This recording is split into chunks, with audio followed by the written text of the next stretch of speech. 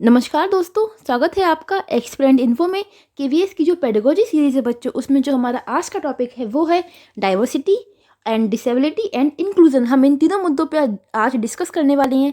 अगर वीडियो आपको अच्छा लगता है तो प्लीज़ वीडियो को लाइक करें, शेयर करें और सब्सक्राइब करना ना भूलें। चलिए सबसे पहले हम बच्चों बात करते हैं कॉन्सेप्ट ऑफ डाइवर्सिटी, मतलब कि ये डाइवर्सिटी क्या है। जैसे कि इसको हिंदी में बोलते हैं विविधता, यानी कि एक ही देश में क्या है, हम देखते हैं डिफरेंट डिफरेंट रीजन्स होते हैं, कास्ट के पीपल्स होते हैं, एज अलग अलग होती है, उनकी जेंडर रोल अलग अलग होते हैं, बाकी उनका जो रेस होता है वो अलग होता है। मतलब एक ही देश में हमारी जैसे एक मुट्ठी है, सही है। मुट्ठी क्या है, मुट्ठी में जो उंगलियां होती हैं उन सबका जो शेप है, सबका जो साइज चेंज होता है, लेकिन वो सब हमारी क्या है, एक मुट्ठी में ही जुड़ के रहती हैं। ऐसे ही जो डाइवर्सिटी है, यहाँ पे क्या है, डिफरेंट डिफरेंट पीपल्स हैं जिनके डिफरेंट डिफरेंट ओपिनियंस हैं, डिफरेंट डिफरेंट थॉट्स हैं, डिफरेंट डिफरेंट बिलीफ्स हैं, सब कुछ डिफरेंट है, बट फिर भी क्या है, एक भारत का एक हिस्सा है। क्योंकि भारत में क्या है, वैसे ही हमें बहुत विविधता देखने को मिलती है, पग पग पे यहाँ पे धरती अपना रंग बदलती है। फ्रेंड्स, तो इसको हम डेफिनेशन से अब एक बार पढ़ते हैं। देखिए, diversity is the range of human differences, मतलब मानव में जो अंतर है, चाहे वो उसकी चॉइस हो गया या फिर उसकी पर्सनैलिटी हो गया, जो भी हो गया, यानी कि एक तरीके में व्यक्ति में जो इंडिविजुअल डिफरेंस है, including but not limited to race. सिर्फ रेस तक नहीं है कि कोई गोरा है कोई काला है, यही डिफरेंस नहीं है।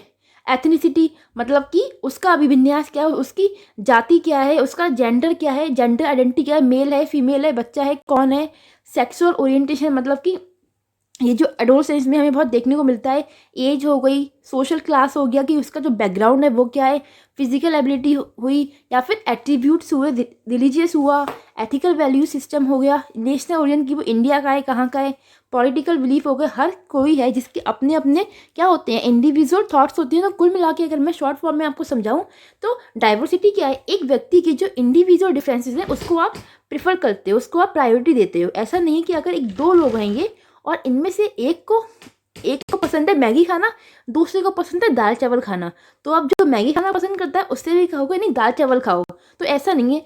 तो in the short way diversity क्या है, एक यूनिक ट्रेट है हर व्यक्ति का, उसकी चॉइसेस का, उसकी पसंद का, उसकी हर चीज़ का। ओके फ्रेंड्स, अब देखिए हम इसकी पढ़ते हैं क्षेत्र की जो डाइवर्सिटी होती है वो किन किन क्षेत्रों में हमें देखने को मिलती है। वैसे तो कोई भी क्षेत्र मानव के जीवन का ऐसा नहीं जिसमें डाइवर्सिटी ना हो। इवन अगर आप देखते हो एक घर में दो भाई बहन हो, उसमें उनमें भी जमीन आसमान का अंतर होता है। भाई को कुछ पसंद होगा, बहन को कुछ पसंद होगा, उनकी जो सोच होती है बिल्कुल डिफरेंट होती है। जैसे पहला आता है हमारा लिंग्विस्टिक डाइवर्सिटी, यानी कि भाषाई विभिन्नता। आप इंडिया में देख लो, ये हमारी इंडिया हो गई, ज़्यादा अच्छा मुझे मैप बनाना आता नहीं फिलहाल। हाँ, तो उसमें आप देखते हो जो लोग नॉर्थ की हैं उनकी बोली अलग है, जो साउथ के हैं उनकी बोली अलग है। इवन नॉर्थ और साउथ को छोड़ो, अगर आप स्टेट भी देखो कि यूपी की जो बोली है वो अलग है, बिहार की बिहारी है, हर जगह की। इवन अगर हम क्षेत्र को भी देखें, एरिया वाइज वो होता है, तो एरिया की भी बोली है अलग। गाँव में आप जाओगे वहाँ की भाषा अलग होती है, शहर की भाषा अलग होती है। तो ये क्या है, ये हमें भाषाई विभिन्नता देखने को मिलती है। देखिए, हमारी दूसरी आती है बच्चों सोशियो कल्चर डाइवर्सिटी, जिसको हम बोलते हैं सामाजिक सांस्कृतिक विभिन्नता। की हमें एक ही समाज में विभिन्न विभिन्न तरीके की जो कल्चर्स होते हैं, जो रूल्स होते हैं, जो वैल्यूज़ होते हैं, वो बिलीव्स होते हैं लोगों के, है ना। आप देखते हो एक एरिया है, वहाँ पे कुछ लोग हैं वो हिंदू धर्म को मानते हैं, कुछ लोग हैं मुस्लिम को मानते हैं, कुछ लोग हैं सिख को मानते हैं, कुछ लोग हैं क्रिश्चियन को मानते हैं, कुछ लोग हैं बुद्धा को मानते हैं। तो ये सब क्या है, जैसे जैसे उनके बिलीव्स होंगे, जिनको मानते होंगे, उस अकॉर्डिंग जो उनकी सोसाइटी होगी वो डिज़ाइन होगी। और अगर हम सोसाइटी को हटा भी दें तो जो उनके मतलब वैल्यूज़ होंगे वो उसी अकॉर्डिंग होंगे, है ना। अगर आप हिंदू धर्म में देखोगे तो वहाँ पे क्या होता है, जो आपके आरएसएस के स्कूल होते हैं वहाँ पे ये सिखाया जाता है कि आपको भोजन शुरू करने से पहले एक मंत्र होता है वो पढ़ना होता है। तो ये क्या है, वहाँ की एक सोशियो कल्चर यूनिटी है, या क्या बोलूँ, सोशियो कल्चर आइडेंटिटी है। तो ऐसे ही विभिन्न जो धर्म होते हैं उनका अपना अपना बिलीफ होता है, तो वो भी किस में आता है, डाइवर्सिटी में आता है। ऐसा तो नहीं है ना कि हमने एक धर्म को बाकी लोगों पे थोप दिया हो। हर किसी को अपने धर्म को, अपने रूल्स को, अपने बिलीफ्स को फॉलो करने की क्या है, परमिशन है। तीसरा आता है हमारा इकोनॉमिक डाइवर्सिटी। यहाँ पे क्या है, एक व्यक्ति है जो बहुत अमीर है और दूसरा व्यक्ति है बहुत पुअर है, तो इनके बीच में जो डिफरेंस है वो क्या है, आर्थिक विभिन्नता है। इससे बच्चे की पढ़ाई हुई या बाकी पूरा उसका डेवलपमेंट हुआ, ओवरऑल चीज़ें इफेक्टिव होती हैं। हम लोगों ने डेवलपमेंट में इस पर अच्छे से डिस्कस भी किया था। तो आज जैसे हम पहले के ज़माने में क्या था, जो कास्ट सिस्टम था वो क्या था, स्टार्टिंग में तो लोगों के जो काम थे उसके अकॉर्डिंग डिवाइड था, लेकिन बाद में जो पंडित हुए और जो मतलब ऊंचे जो कास्ट के लोग थे उन्होंने क्या किया, उनके काम को काम ना समझ के कास्ट के बेसिस पे बांट दिया और उनके साथ जम के भेदभाव किया, उनको खूब परेशान किया, जिससे क्या हुआ कि वो जो लोग थे निम्न जाति वाले, उनका स्तर गिरता गया और इससे क्या हुआ, उन दोनों के बीच में गहरी जो खाई थी वो डेवलप हो गई। तो ये हमारी क्या है, इकोनॉमिक डाइवर्सिटी। कहीं पे हम देख रहे हैं कि किसी के पास इतना पैसा है कि वो पैसे को पानी की तरह बहा रहा है, कहीं हम देखते हैं रोड साइड जो बच्चे होते हैं वो छोटी छोटी चीज़ों के लिए मतलब ललचाते हैं, और अगर कोई व्यक्ति रोड साइड जो स्ट्रीट फूड होते हैं वो खाता है और बच्चा को फेंक देता है तो बच्चे आते हैं उसी फेंके हुए को भी खा लेते हैं। तो ये क्या है, इकोनॉमिक डाइवर्सिटी की, एक जगह खूब पैसा दूसरी जगह तंगी। फिर आता है बच्चों हमारा जेंडर डाइवर्सिटी, जिसको हम बोलते हैं लैंगिक विभिन्नता। जेंडर वाला हमने कॉन्सेप्ट वैसे बहुत बार पढ़ा है, स्टिल हमको रिवाइज तो करना पड़ेगा। देखिए जो जेंडर होता है ना, ये आपका सोशल कंस्ट्रक्ट है, कि इसको जो जेंडर को लेके जो कॉन्सेप्ट है वो समाज ने डेवलप किया है। जैसे जो समाज है वो हमारा मानता है कि जो एक विमेन होती है उसका उसका जो काम होता है वो होता है बच्चों को पालना, घर में खाना बनाना, ये सारे काम करना, और जब तक उसकी शादी नहीं होती तब तक वो अपने जो पापा होते हैं उनके अंडर में रहती है। जब उसकी शादी हो जाती है तो उसका पति उसका सब कुछ होता है, उसके बाद में उसका बच्चा उसका सब कुछ होता है। तो ऐसे हमने वुमेन को ना एक मतलब वो समझ रखा है, किसी भी खूंटी से जाके बांध दो टाइप में। तो ये क्या है, ये सोशल कंस्ट्रक्ट है कि समाज ने एक धारणा बना ली कि महिला कमज़ोर है, जबकि इसके विपरीत क्या, महिला से ज़्यादा शक्तिशाली कोई नहीं हो सकता। और जो हमारे बच्चों पुरुष होते हैं उनके लिए बना रखी कि उनका काम है बाहर जाके नौकरी करना, पैसे कमाना। तो ये क्या है, एक सोशल नैरो मेंटलिटी है। तो इसी को हम बोलते हैं जेंडर डाइवर्सिटी। हालांकि आज के टाइम में चीज़ें कम है, इम्प्रूवमेंट देखने को मिलता है, बट इससे अगर हम छोटे छोटे जो हमारे मतलब देश कह रही हूँ, छोटे छोटे जो हमारे गांव होते हैं, कस्बे होते हैं, शहर होते हैं, वहाँ पे हमें जम के देखने को मिलता है कि लोग लड़कियों को पढ़ने के लिए बाहर तक नहीं भेजते हैं, फालतू के उनके दिमाग में मतलब टेंशन्स होती हैं। तो ये क्या हो गया, हमारा जेंडर हाँ। तो बच्चों फिर हमारा आता है रेशियल डाइवर्सिटी, जिसको हम बोलते हैं नस्लीय विविधता। इसको लेके मैं आपको एक प्यारा सा किस्सा बताती हूँ। आप सबने नेल्सन मंडेला का नाम तो सुना होगा, जो कि अफ्रीका के थे, जिन्होंने इसको लेकर खूब विरोध किया और इवन इनको बहुत साल तक की जेल में जो सजा हुई थी वो भी काटनी पड़ी थी इन द लास्ट में। फिर इनको पता नहीं 15-20 साल तक कितना था, मुझे याद नहीं आ रहा अप्रोप्रिएट कितनी ईयर्स थी, बट लंबा इन्होंने इसके लिए आंदोलन स्टार्ट किया था। हालांकि उसके जो रिजल्ट थे वो हमें अच्छे देखने को मिले थे। अब वरना हम दूसरा माने, जब महात्मा गांधी जी का जब वो अफ्रीका में जाते हैं और वहाँ पे वो देखते हैं कि स्टेशन पे उनको उतार देते हैं ट्रेन में से, क्यों, क्योंकि उनका रंग काला था। इस आधार पर ये क्या है, गोरे काले का जो भेदभाव है इसको हम बोलते हैं रेशियल डाइवर्सिटी। ये वैसे फिलहाल इंडिया में कम देखने को मिलती है, लेकिन जो बाहर के जो मतलब देश है वहाँ पे ये ज़्यादा पाई जाती है। फिर दूसरा आता है हमारा फिजिकल डाइवर्सिटी। देखो फिजिकल डाइवर्सिटी का है, इसका जो कॉन्सेप्ट है ना वो कहीं ना कहीं डिसेबिलिटी से भी कनेक्टेड है, कि हर व्यक्ति में क्या होती है, अपनी एक अलग आइडेंटिटी होती है, उसकी अपनी अलग पर्सनैलिटी होती है, उसके अलग इंटरेस्ट होते हैं, उसके थॉट्स होते हैं, उसकी हॉबीज़ होती हैं। तो हम उसकी जो फिजिकल जो डाइवर्सिटी है तो उसको क्या देते हैं, इंपॉर्टेंस देते हैं। अब हाँ, इसमें यह भी हो सकता है कि किसी को कोई डिसऑर्डर है, कोई डिसेबिलिटी है, तो आपको उस तरीके से उसको मतलब अलग से नहीं निकालना है, जैसे दूध में से हम मक्खी निकालते हैं ना, उस वो वाला हाल नहीं होना चाहिए। तो ये कुछ हमारे बच्चों डाइवर्सिटी के टाइप होते हैं, एरियाज होते हैं जो इसमें समाहित होते हैं। फिर हम पढ़ते हैं बच्चों कॉन्सेप्ट ऑफ डिसेबिलिटी, यानी कि विकलांगता की अवधारणा। बट मैंने यहाँ पे दिव्यांगता बच्चों इसलिए लिखा है क्योंकि हमारा जो PWD एक्ट था जो 1995 में आया था उसमें विकलांगता शब्द था, लेकिन जो हमारा RPWD एक्ट था जिसने PWD एक्ट को रिप्लेस किया था, जो 2016 में आया था, उसने कहा कि हमें जो विकलांगता शब्द है वो उपयोग में नहीं लाना, क्योंकि विकलांगता शब्द है वो उस व्यक्ति को थोड़ा हीन महसूस कराता है। इसलिए जो हमारे ये जो पूरा 2016 वाला जो अमेंडमेंट था, ये सब जो प्रोसेस हुआ था, ये नरेंद्र मोदी जी के टाइम पे हुआ था। तो इसीलिए विकलांगता को हटा के हमने दिव्यांगता किया है। दिव्यांगता मतलब दिव्यांग, तो इससे उस व्यक्ति को पॉजिटिव फील हो जिसमें कोई भी दिव्यांगता है।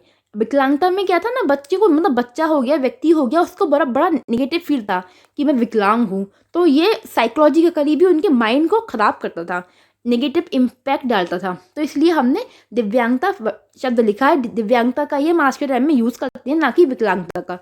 ठीक है, देखिए इसका बच्चों प्रिंसिपल क्या है। The principle of diversity provide the foundation to accept disability as a part of human variation. मतलब कि इसका मतलब है कि जो विविधता है, विविधता का जो सिद्धांत है बच्चों, वो कहता है कि जो यहाँ पे मुझसे धोखे से बच्चों विकलांगता लिख गया है, बट आप लोग समझ जाना दिव्यांगता हमें वर्ड यूज करना है, कि दिव्यांगता को मानव विभिन्नता के एक भाग के रूप में स्वीकार करने की नींव प्रदान करता है। मतलब अगर कोई व्यक्ति को कोई फिजिकल डिसेबिलिटी है, चाहे उसको वॉकिंग में इशू हो, या फिर बोलने में इशू हो, या दौड़ने में इशू हो, या फिर कोई सा भी इशू हो, सुनने में हो, देखने में, तो या फिर माइंड में हो, तो आपको उसके साथ में भेदभाव नहीं करना है कि तुम पागल हो, तुम तो दौड़ नहीं सकते, तुम्हारी बुद्धि कम है, जाओ जाके पागल खाने में भर्ती हो जाओ। तो ऐसी वाली जो मतलब हरकतें होती हैं ना, जो हमारे समाज का आम हिस्सा भी हैं, तो वो वाली हरकतें नहीं करनी है। देखिए अकॉर्डिंग टू WHO क्या कहता है डिसेबिलिटी को लेकर, कि डिसेबिलिटी क्या है, एक अम्ब्रेला टर्म है, मतलब कि एक छाता है जिसके नीचे 3 चीज़ें हमारी मुख्यतः आती हैं बच्चों। वो क्या कौन कौन सी हैं? पहला हमारा बच्चों इम्पेयरमेंट है। इम्पेयरमेंट कहते हैं कि आपकी बॉडी में कोई इशू है जिससे कि आप काम नहीं कर पा रहे हो। जैसे आपको हियरिंग लॉस हो सकता है, आपको दिखना कम हो सकता है, दिख नहीं सकता है, ब्लाइंडनेस इसे कहते हैं हम, या फिर आपको बोलने में समस्या आ सकती है। तो ये क्या है ये हमारा इम्पेयरमेंट है। फिर आता है हमारा बच्चों एक्टिविटी लिमिटेशंस। इसको क्या बोलते हैं हम? एक तरीके से बोलते हैं कि किसी व्यक्ति में पोटेंशियल तो बहुत है, लेकिन उसका कोई मतलब ऑर्गन है जो प्रॉपर वर्क नहीं करता, इसलिए उसका क्या है, उसके किसी काम करने में रुकावट आ जाती है। इससे हम बच्चों आगे भी हमने लिख रखा है, जैसे कि आ डिफिकल्टी है encountered by an individual in executing a task और एक्शन। मतलब किसी कार्य या क्रिया को करने में किसी व्यक्ति द्वारा सामना की जाने वाली कठिनाई। ठीक है, जबकि इम्पेयरमेंट क्या है, कहीं ना कहीं आपका जो बॉडी स्ट्रक्चर हो गया या फंक्शन हो गया, जैसे बोलना हो गया, सुनना हो गया, देखना हो गया, आपको इसमें इशू हो सकता है। जबकि एक्टिविटी लिमिटेशन क्या है कि आपको कोई बड़ा इशू है कि अगर आप भाग सकते हो लेकिन आप भाग नहीं पा रहे क्योंकि आपके पैर में कोई समस्या है, इसलिए आप उस टास्क को पूरा नहीं कर पाओगे।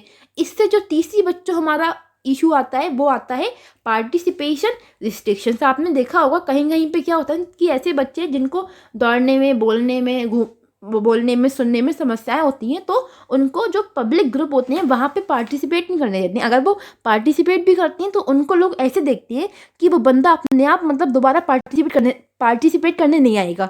तो ये 3 चीज़ें हैं जो डिसेबिलिटी के लिए जो अम्ब्रेला टर्म है उसमें WHO ने मेंशन की है।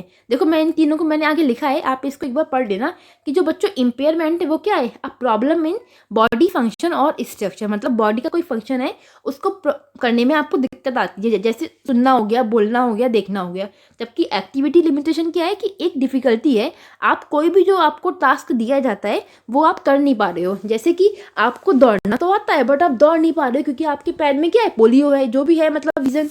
और पार्टिसिपेशन रिस्ट्रिक्शंस क्या है कि आप problem experience by an individual in involvement in life situation. मतलब ये मोस्टली आता है हमारा समाज में कि एक व्यक्ति जिसको चलने में समस्या है तो समाज क्या करता है, उसको ऐसे देखता है कि वो बेचारा दोबारा सोसाइटी में ऐड ही नहीं हो पाएगा, या फिर मतलब उसको लगता है कि सब लोग मुझे देख रहे हैं, मुझे देख के नेगेटिव सोच रहे हैं। तो ये 3 जो टर्म्स हैं उसको आपको अच्छे से लर्न रखना है। ठीक है फ्रेंड्स, अब देखिए हमारा एक और आता है।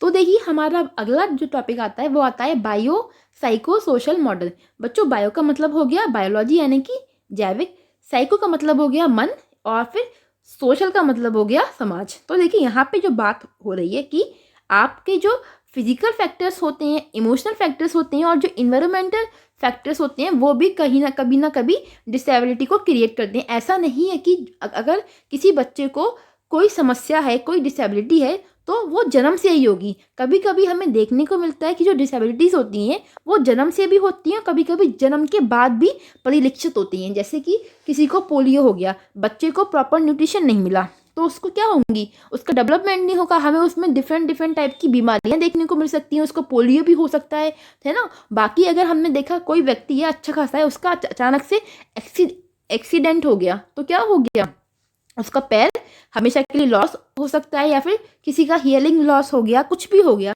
तो हम ये नहीं मान सकते कि जो डिसेबिलिटी है वो जन्म के साथ ही होती है। जन्म के साथ हो भी सकती है, जन्म के बाद कभी भी हो सकती है। जीवन के किसी भी स्टेज पे हमें डिसेबिलिटी का सामना करना पड़ सकता है। इसलिए किसी की कभी मजाक नहीं बनानी चाहिए, क्योंकि अगर आप जब दूसरों की मजाक बनाती हो ना, तो वही जो कर्मा होता है वो आपके आगे भी जरूर आता है।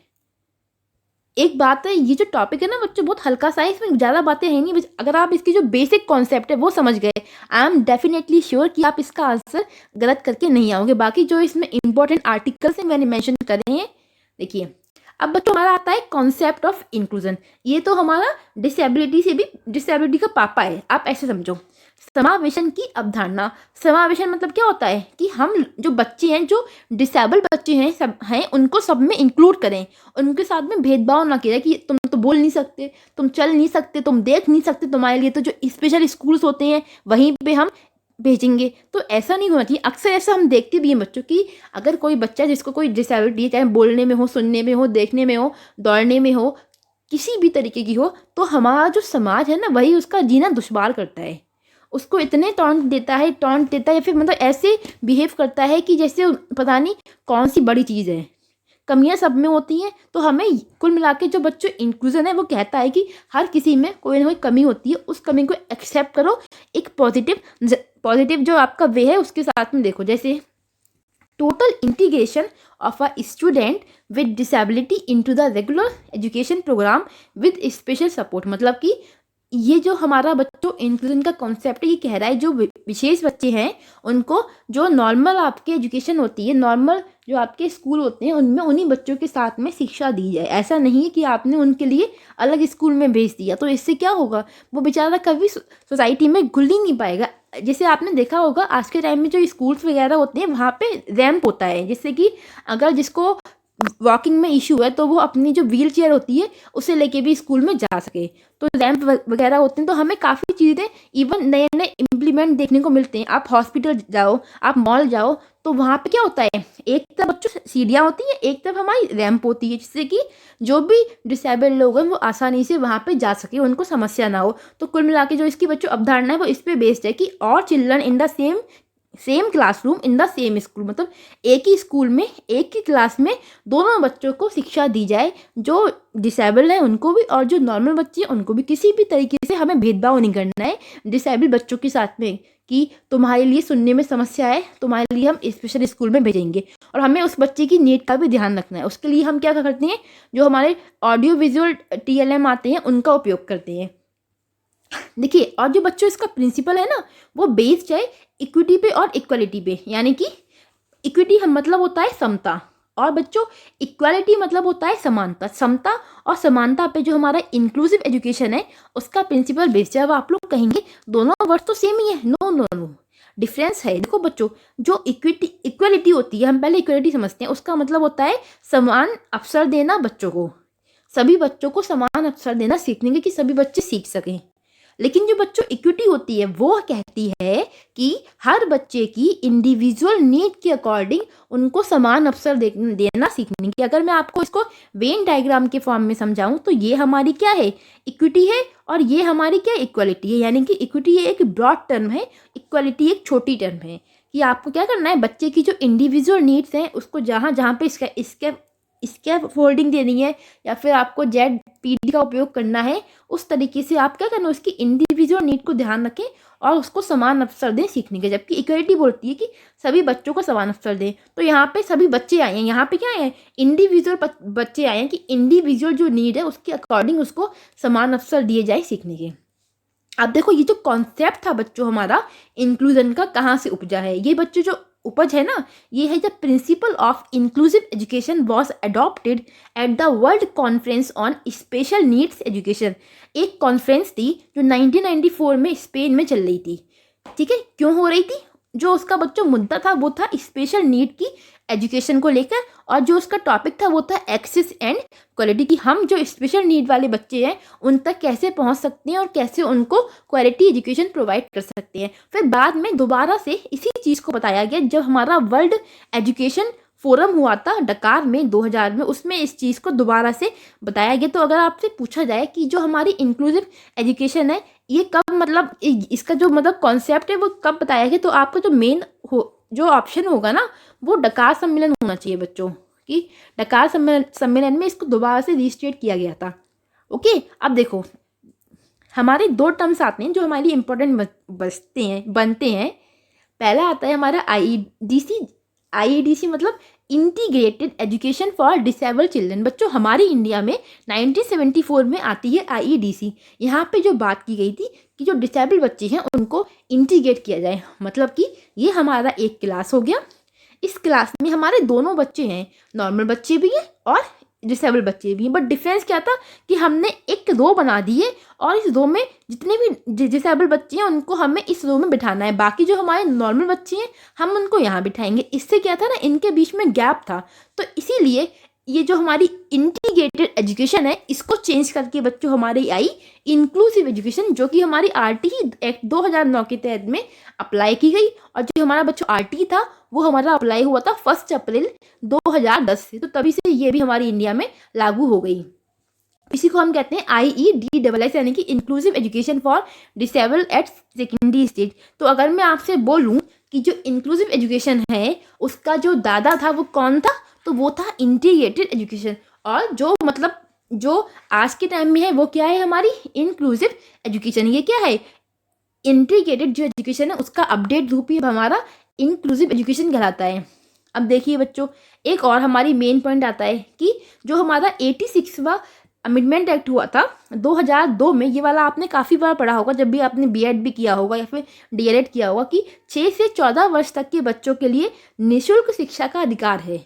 लेकिन जो बच्चों दिव्यांग बच्चे हैं उनके लिए ये जो उम्र थी ना 6 से 14 वाली, ये 6 से लेकर 18 वर्ष तक डिसाइड की गई। अगर आपसे पूछा जाए कि दिव्यांग बच्चों के लिए किस एज तक फ्री एजुकेशन की बात की गई, तो आपका आंसर होगा 6 से लेके 18 ईयर्स तक के बच्चों के लिए। लेकिन अगर वही नॉर्मल बच्चों के केस में होगा तो 6 से लेके 14 वर्ष तक के बच्चों के लिए।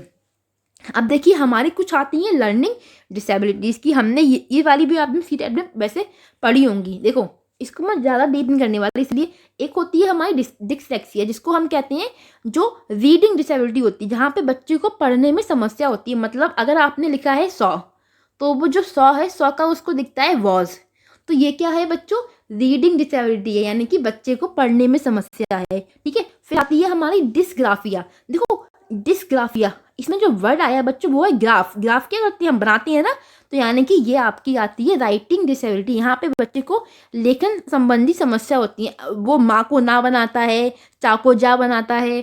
फिर आती है बच्चों हमारी डिस्फेजिया। डिस्फेजिया मतलब यहाँ पे आती है स्पीकिंग डिसेबिलिटी, यहाँ पे बच्चे को बोलने संबंधी समस्याओं को सामना करना पड़ता है। फिर बच्चों हमारी आती है डिसकैल्कुलिया। ये कौन सी होती है, देखो कैलकुलिया, यानी कि यहाँ पे क्या आ रहा है, कैलकुलेट वाला जो वर्ड है वो हमारा कैलकुलिया में छुपा हुआ है। तो मतलब कि ये हो गई मैथ्स लर्निंग में जो डिसेबिलिटी होती है, जिन बच्चों को गणित में समस्या आती है। आपने देखा होगा बच्चे बहुत बड़े बड़े क्लास में होते हैं फिर भी उनको 2 का टेबल भी ठीक से याद नहीं होता। फिर बच्चों हमारी आती है डिस्प्रैक्सिया, जो होती है हमारी साइकोमोटर से संबंधित, यानी कि मनोप्रेरणा, दिमाग से संबंधित जो समस्या होती है। ठीक है, वैसे जो आपकी मेनली बच्चों पूछी जाती है ना वो हमारी ऊपर की 4 होती है। डिसलेक्सिया आप जो मेनली याद करो, डिसलेक्सिया इंपॉर्टेंट है, डिस्ग्राफिया इंपॉर्टेंट है, डिस्फेजिया इंपॉर्टेंट है और डिसकैल्कुलिया। बाकी ये दोनों इतनी इंपॉर्टेंट नहीं है जितनी आपकी 4 वाली। इन 4 में कंफ्यूज मत होना, ठीक है। मैंने बहुत शॉर्ट फॉर्म में कंसाइज वे में लिखा है, वरना इसकी जो जमायत थी वो लिख तो देती मैं, लेकिन फिर आपको ना कन्फ्यूजन मिलती और कुछ नहीं था।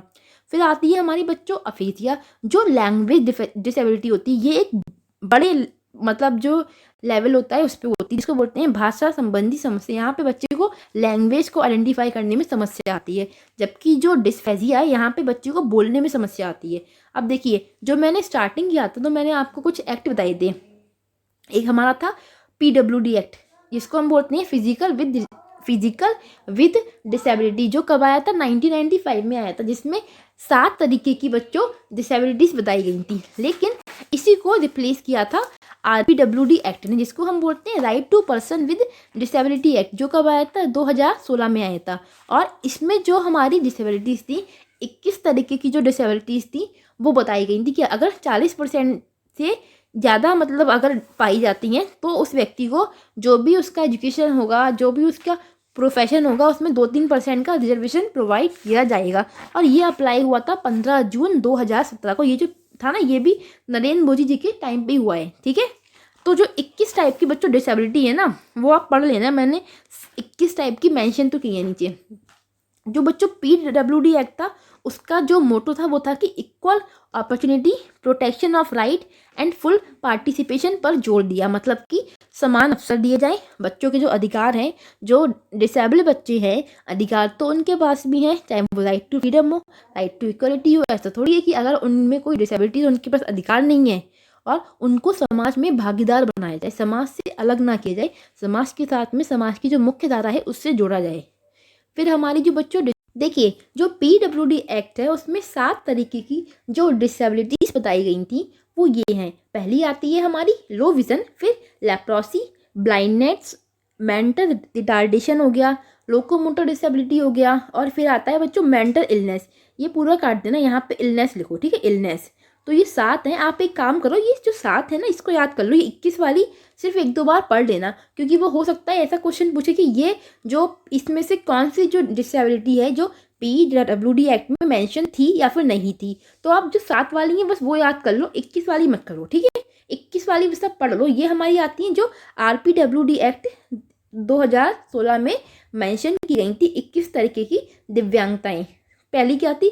ब्लाइंडनेस हो गया, लो विजन हो गया, लोकोमोटर डिसेबिलिटी हो गया, लेप्रोसी हो गया, हियरिंग इम्पेयरमेंट हो गया, डॉर्फिज्म हो गया जिसको कहते हैं बौनापन, इंटेलेक्चुअल डिसेबिलिटी हो गया, मेंटल इलनेस हो गया, ऑटिज्म हो गया, सेरेब्रल पाल्सी हो गया, मस्कुलर डिस्ट्रॉफी हो गया, थैलेसीमिया हो गया, स्पेसिफिक लर्निंग हो गया, मल्टीपल हो गया, स्पीच लैंग्वेज हो गया, हीमोफीलिया हुआ, सिकल हुआ। ये सारे आप पढ़ लेना, ठीक है। इसको सिर्फ पढ़ लेना 1-2 बार। बाकी जो 7 है ना, इन 7 को याद कर लो, क्योंकि मुझे लग रहा है ऐसा क्वेश्चन आ सकता है कि बताओ इन 4 में से कौन सी डिसेबिलिटी PWD एक्ट में नहीं थी।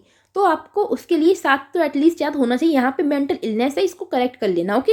अब देखिए, हमारे इंक्लूसिव एजुकेशन लाने के बच्चों ऑब्जेक्टिव क्या थे, एम क्या थे। पहला एम था कि एजुकेशन फॉर ऑल, कि जितने भी बच्चे हैं सबके लिए शिक्षा हो, जितने भी दिव्यांग बच्चे हैं उनको समान बच्चों के साथ में शिक्षा दी जाए, और जिससे उनको सीखने के समान अवसर प्राप्त हो सके और वो अपनी जो भी उनमें इंडिविजुअल स्किल है उसको वो निखार सकें।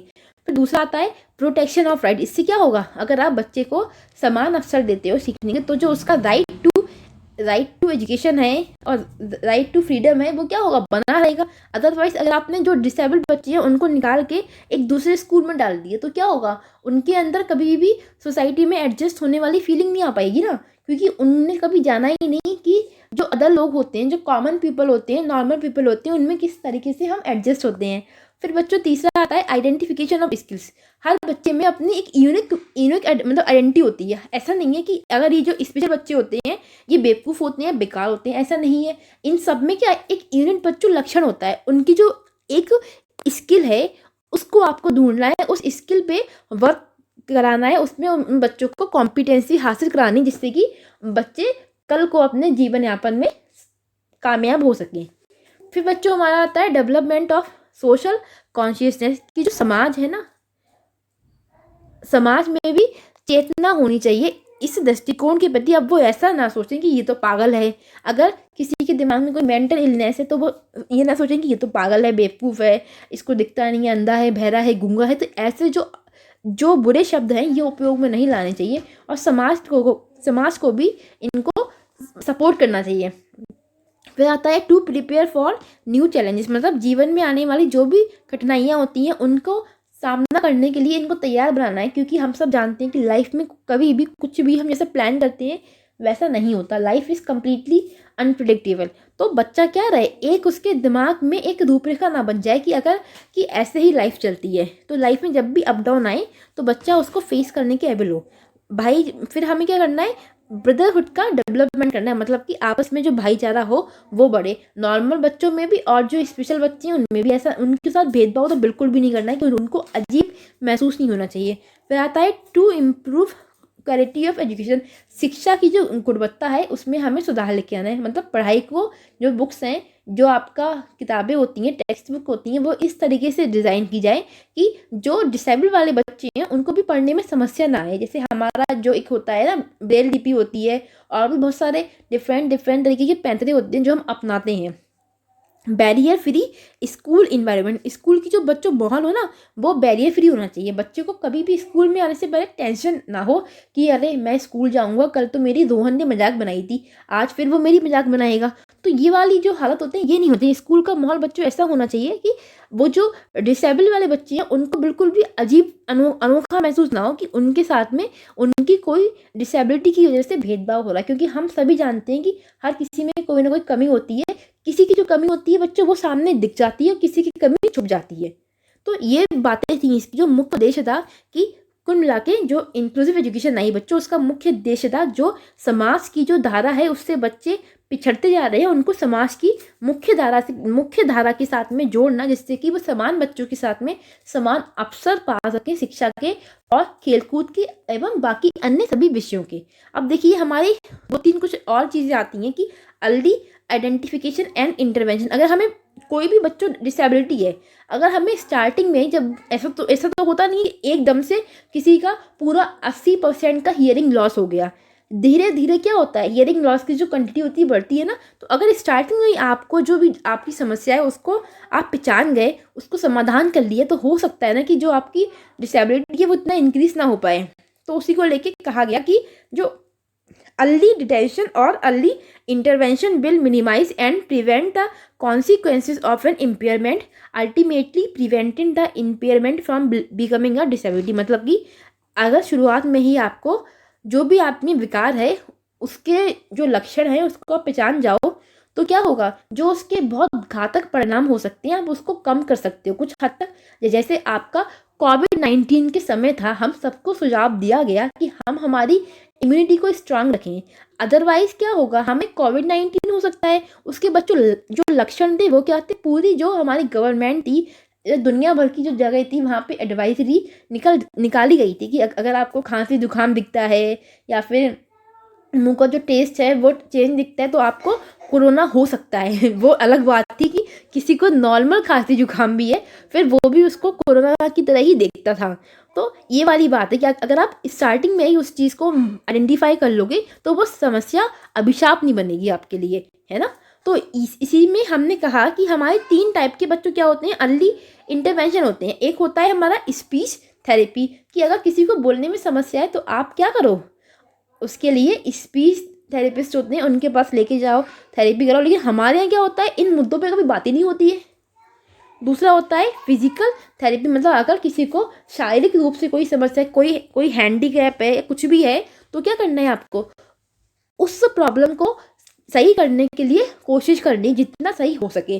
फिर हमें क्या करना है, ऑक्यूपेशनल थेरेपी। देखो बच्चों, जो हमारी ऑक्यूपेशनल थेरेपी होती है ये क्या होती है कि किसी में जो फिजिकल डिसऑर्डर है उसको ठीक करना और फिर जो उसकी स्किल है ना उसको डेवलप करना, जिससे कि वो अपनी लाइफ में अपने लिए रोजगार पैदा कर सके, पैसे कमा के अपना जीवन यापन कर सके। तभी तो इसका नाम पड़ा ऑक्यूपेशनल थेरेपी। जबकि जो बच्चों फिजिकल थेरेपी होती है उसमें क्या होता है कि आप सिर्फ उसकी जो हाथ पैर में समस्या होती है, दिमाग में होती है, उसको ठीक करते हो, उसके बाद में आपका उससे कोई भी लेना देना नहीं है। लेकिन जो हमारी ऑक्यूपेशनल थेरेपी होती है उसमें क्या होता है, आप उसकी जो डिसेबिलिटी है उसको भी ठीक करते हो, उसको क्योर करते हो, साथ ही में उसको किसी ना किसी जो उसमें स्किल होती है उसको डेवलप कराते हो, उसमें उसको कॉम्पिटेंसी हासिल कराते हो, एंड देन जिससे कि वो अपनी लाइफ को ईजिली जी सके। तो बच्चों ये थी हमारी आज की जो कहानी थी, diversity, disability and inclusive education. इसको लेकर इतनी सी हमारी क्लास थी। मुद्दा हमारा बच्चों ये है कि जो दिव्यांग बच्चे हैं उनको समाज के साथ में जोड़ना है, उनके साथ में कोई भेदभाव ना हो, ना ही सोसाइटी करे, ना ही स्कूल के लेवल पे हो और ना ही उनके घर में हो। जैसे कभी कभी क्या होता है ना, ऐसे बच्चों को उनके जो परिवार वाले होते हैं वो भी सोचते हैं इससे अच्छा तुम पैदा ही नहीं हुए होते, तो कोसते हैं। तो ये कोसने वाली जो हैबिट्स होती हैं ये कभी होनी नहीं चाहिए। हमको ऐसे बच्चों के लिए पॉजिटिव इन्वायरमेंट को क्रिएट करना है कि वो अपने आप को, जो उनकी सेल्फ स्टीम है ना वो स्ट्रांग रहे, वो अपने आप को लो ना समझे। क्योंकि एक बात आप याद रखें, कोई भी बच्चा कभी लो नहीं होता, हर बच्चे में यूनिक आइडेंटिटी होती है। तो देखिए, अगर मैं आपको इन जो 3 शब्द हैं इनके मुख्य मतलब बताऊं, पहला हमारा बच्चों वर्ड था डाइवर्सिटी। डाइवर्सिटी क्या है कि जो इंडिविजुअल यूनिक जो क्वालिटीज़ है उसको एक्सेप्ट करना, उसको बताना, और ये नहीं है कि दो लोग की जो चॉइसेस हैं वो सेम हो, ऐसा कंपलसरी तो होता नहीं है। तो हर किसी की जो चॉइस पसंद नापसंद है उसको आप मतलब प्रायोरिटी देते हो, भेदभाव नहीं कर रहे हो। फिर दूसरा क्या पढ़ा हमने, फिर हमने पढ़ा बच्चों डिसेबिलिटी, कि किसी में किसी भी रूप की अगर कोई डिसेबिलिटी, चाहे वो बोलने में हो, दौड़ने में हो, सुनने में हो, देखने में हो, तो उसके आधार पे उसके साथ में भेदभाव नहीं करना है। उसको आपको स्कूल में ही एजुकेशन देनी है समान बच्चों के साथ में। ये हमने पढ़ा इंक्लूसिव एजुकेशन में। तो ये तीनों जो शब्द हैं ना वो आपस में कहीं ना कहीं किसी ना किसी वे में कनेक्टेड है। तो ये जो हमारी क्लास थी बच्चों आज, तो हमारा जो बच्चों ये आज का चैप्टर था कॉन्सेप्ट वाला, ये कंप्लीट हो गया। बाकी अगर आपको वीडियो अच्छी लगी हो तो प्लीज़ इसको लाइक करना, शेयर करना, सब्सक्राइब करना, और कमेंट करके हमको अपना ओपिनियन ज़रूर शेयर करना। और बाकी कल मिलते हैं अपने कल की अगली क्लास में, तब तक के लिए हमसे जुड़े रहें। अगर आपको PDF चाहिए हो तो वो आपको हमारे टेलीग्राम पे मिल जाएगी। ओके फ्रेंड्स, मिलते हैं नेक्स्ट क्लास में, बाय।